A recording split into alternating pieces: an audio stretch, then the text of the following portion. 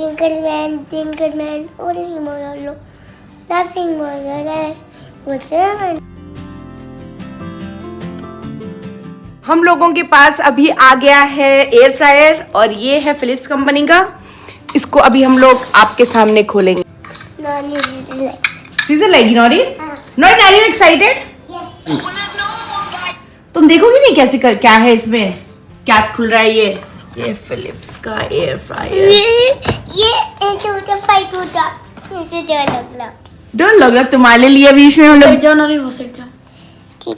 Fryer आया है आजीन के लिए क्योंकि आजीन का डिमांड था कुकीज बनाने का। कब बन रहा है कुकीज? बनाना नहीं दीजिए। बहुत दिनों के बाद सोच कर हम लोगों ने एयर फ्रायर ऑर्डर किया था। हम लोगों को पता था कि एयर फ्रायर के खाने से कैंसर होता है। फिर मैंने इसके ऊपर काफ़ी रिसर्च किया तो पता चला कि एक्रिलामाइड बनता है जो कि किसी भी खाने को डीप फ्राई करने से या फास्ट कुक करने से बनता है। तो फिर किसी में भी हो सकता है, डीप फ्राई में भी। अभी इसमें हम लोग क्या बनाएंगे? French fries. फास्ट कुकिंग की वजह से एक्रिलामाइड बनता है। तो इसकी जगह हम ये कर सकते हैं कि फ्रायर में जब हम खाना बना रहे हैं तो उसका टेम्परेचर बहुत कम रखें, लाइक 180 से लेकर के 200 डिग्री तक ही इसको रखा जाए और थोड़ा टाइम लगा दिया जाए, 20 मिनट का 25 मिनट तक रख दे।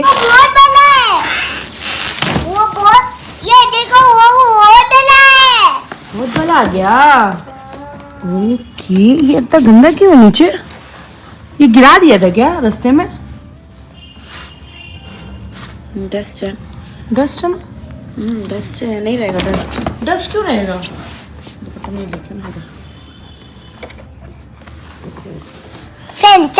डस्ट क्यों है इसमें? आओ इसका सिस्टम्स देखते हैं। को रखना है अभी, इम्पोर्टेंट है ये। ये से इस तरह से बाहर निकाला, उसके बाद इसको निकाल कर ये पूरा इसको निकाल, ये ऐसे निकल जाता है। फिर निकाल कर ऐसे पूरा धोया अच्छे से, उसके बाद सुखा कर पूरा ऐसे फिट कर लिया। अब इसमें डालेंगे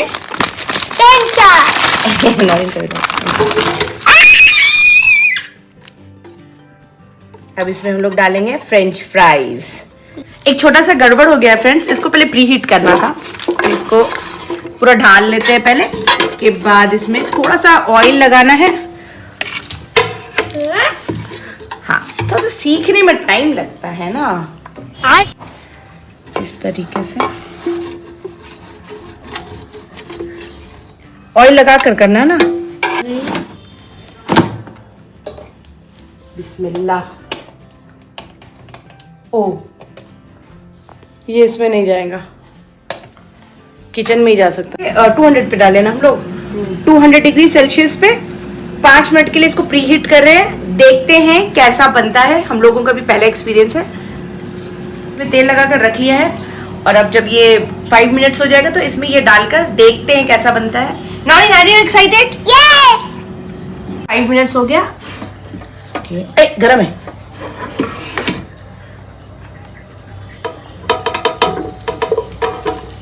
नीचे चला गया।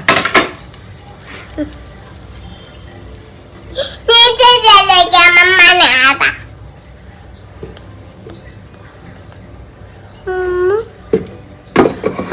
चलो वेट करो। अभी कितना मिनट करना है? 5 मिनट। ठीक है, 200 डिग्री सेल्सियस पे 20 मिनट ना। चलो डन, लेट्स गो।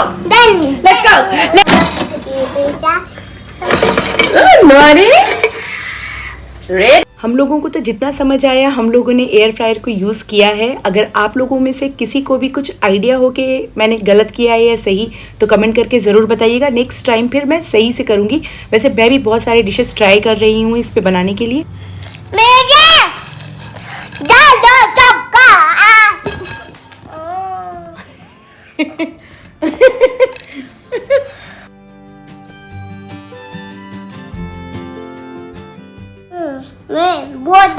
बहुत ताकत है। जिंगल बेल करके दिखाओ। ये वाला जिंगल बेल तुम करी हो ना स्कूल में? यस। दिखाओ कैसे करते। जिंगल मैन ओनली मोरो लाफिंग मोरो।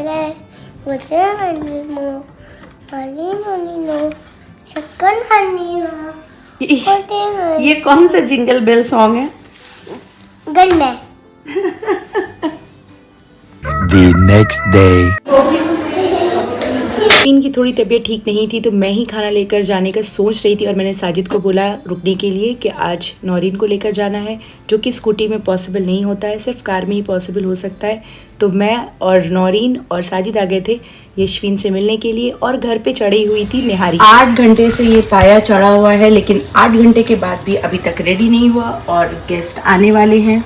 और ये पता नहीं मैं और भाभी क्या बातें कर रहे थे। मैं उनको बता रही थी कि कितने देर से पाया चढ़ा हुआ था। छोटा वाला बेर जो होता है ना, इसे मैंने धोकर डाइनिंग टेबल पर रख दिया था और भाभी इसे बहुत एंजॉय कर रही थी। फिर हम लोगों ने साथ बैठकर पाया खाया, निहारी नहीं पाया था ये। जब कोई भी चीज़ स्पेशल बनाओ और दोस्तों के साथ मिलकर बांट कर खाओ तो उसका मज़ा ही बिल्कुल अलग हो जाता है। और पाया तो कभी भी ऐसा नहीं होता है कि मैं घर में बनाऊं और सिर्फ हम लोग ही खाएं, कोई रिलेटिव्स या फ्रेंड्स के पास ना जाए, ऐसा तो हो ही नहीं सकता है। और माशाल्लाह मैं जब पाया बनाती हूँ तो बहुत ही अच्छा बनता है। इसकी रेसिपी मैंने डिस्क्रिप्शन में शेयर कर दी है, वो वीडियो आप देख लेना। सेम टू सेम बनाना, बहुत टेस्टी पाया बनता है। सबने बहुत तारीफ किया और एंजॉय किया। हाँ मैं कल आती हूँ। ओके रुको ना यार। आएंगे बेटा, कंपल्सरी कल आएंगे। भैया लेके आएगा, शद्दाफ लेके आएगा। आएंगे ना शद्दाफ? आंटी को छोड़ देंगे। देखो पापा बुला रहे।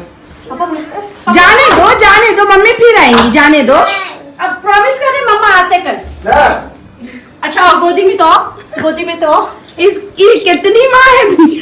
बहुत माँ है, सबसे आखिरी है तू। यारो आप लोग मेरे घर आते हो, बहुत बहुत शुक्रिया। लेकिन आप लोगों के जाने के बाद जो तांडव होता है वो संभालना बहुत मुश्किल हो जाता है। नौरीन किसी को भी नहीं जाने देती है और सब उसकी मम्मी है। लास्ट वीक सेम उसने नाहिद के साथ भी किया था। बहुत दिनों के बाद आज नौरीन घर पर रहेगी बाबा के साथ और मैं जा रही हूँ यूनिवर्सिटी। महीनों के बाद आज मैं नौरीन को साजिद के ऊपर छोड़कर यूनिवर्सिटी जा रही थी, वो भी साजिद के फोर्स करने पर ही, क्योंकि हमारे कॉलेज में चल रहा था इंटरनेशनल कॉन्फ्रेंस जिसमें आने वाले थे वीसी और मुझे मौका था उन्हें फेलिसिटेट करने का, मुबारकबाद देने का। तो वो मौका साजिद नहीं चाह रहे थे मैं मेरे हाथ से छोड़ूं। तो अभी मैं जा रही हूँ यूनिवर्सिटी बहुत दिनों के बाद। ऐसा नहीं है कि मैं नौरीन को पहली बार छोड़कर जा रही हूँ साजिद के ऊपर, लेकिन साजिद की मसरूफियत थोड़ी ज़्यादा बढ़ गई है और उनका ध्यान हर वक्त फ़ोन पर रहता है। और नौरीन थोड़ी बड़ी हो गई हो और बदमाश भी, पर दोनों मैनेज कर लेंगे मुझे पता है। निकलते ही मैंने बुके लिया, छोटा सा ही था क्योंकि कुछ तो देना था। शॉल मैं अकेली थी इसलिए नहीं पहना सकती थी, तो मैंने ये बुके ही सही समझा लेना। बुके लेते के साथ ही मैं पहुंच गई थी कॉन्फ्रेंस में पहले अटेंड करने के लिए, जहां पे वीसी रहने वाले थे। लेकिन अंदर जाकर मुझे पता चला कि वाइस चांसलर निकल चुके हैं। तो मैंने थोड़ा देर कॉन्फ्रेंस अटेंड किया। उसके बाद जब ब्रेक हुआ जिसमें हम लोगों को लंच भी था, तो ब्रेक में मैं निकल के चली गई थी मिलने के लिए वाइस चांसलर के ऑफिस। सर यहाँ से जा चुके हैं तो मुझे उनके ऑफिस जाना है। मुझे उम्मीद नहीं थी कि वो मुझसे मिलेंगे, फिर भी मैं एक हिम्मत करके चली गई थी शायद मिल लें। लेकिन अल्हम्दुलिल्लाह उन्होंने मुझसे मिलने के लिए हाँ बोल दिया और बहुत सारी मोटिवेशनल बातें भी की। सब मैं इंस्टाग्राम स्टोरीज पर लगाती रहती हूँ, तो फ्रेंड्स आप लोग मुझे इंस्टाग्राम पर फॉलो कर लीजिए। 1000 सब्सक्राइबर्स होने के बाद मैं गिव अवे करूंगी और जो इंस्टाग्राम की स्टोरीज में ही रहेगा। पूरे 1 साल के बाद इस गेस्ट हाउस में आना हो रहा था मेरा कॉन्फ्रेंस के लिए, और कॉन्फ्रेंस का खाना खाना हम लोग सबको बहुत पसंद है। मेरे जितने भी जूनियर्स हैं उन लोग इतने ज़्यादा वेलकमिंग हैं कि मैं इतने दिन से भी नहीं आ रही थी। मैंने रजिस्ट्रेशन भी नहीं कराया था, पर मुझे मेरा इतना ख्याल रखा कि मैं आकर खाना खा के तो एटलीस्ट जाऊँ। Thank you so much everyone इतना सारा प्यार देने के लिए। और ये एक मोमेंट मैंने जिया बहुत दिनों के बाद एज अ PhD मॉम। अभी तक तो सिर्फ माँ थी, अभी PhD mom. Thank you for watching.